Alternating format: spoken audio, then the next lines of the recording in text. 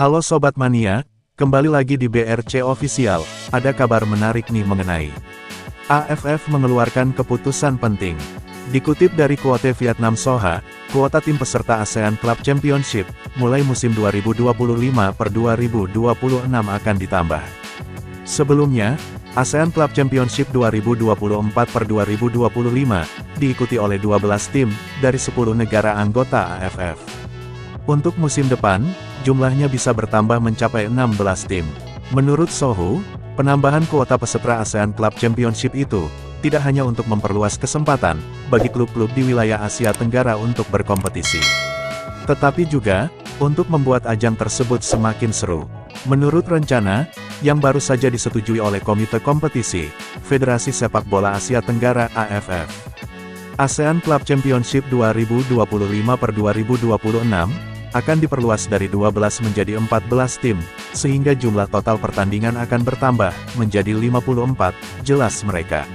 Indonesia, mengirimkan 2 wakil di ASEAN Club Championship 2024-2025. 2 klub yang dimaksud adalah, PSM Makassar dan Borneo FC Samarinda.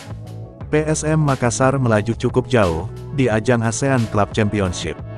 Tim asuhan Bernardo Tavares itu, mampu melaju sampai babak semifinal. Di sisi lain, Borneo FC Samarinda harus gigit jari. Tim berjulukan pesut etam itu, harus terhenti di fase grup, ASEAN Club Championship 2024-2025. Indonesia, kembali mendapatkan 2 kuota, untuk ASEAN Club Championship 2025-2026. Namun, ketentuan siapa yang akan mewakili BRI Liga 1, di ajang itu masih belum ditentukan. Seperti yang diungkapkan, Direktur Utama PT Liga Indonesia Baru (LIB), Ferry Paulus belum lama ini. Menurut Ferry, keikutsertaan ke ASEAN Club Championship, juga harus melihat apakah klub bersedia atau tidak. Apakah mereka bersedia ikut atau tidak, karena ini memang tidak wajib, dan itu memang sudah kita sediakan spotnya. Kalau 3 dan 4 tidak mau, bisa ke 5 dan terus ke bawahnya, jelas Ferry Paulus. Nah itu dia sobat untuk update kabar hari ini.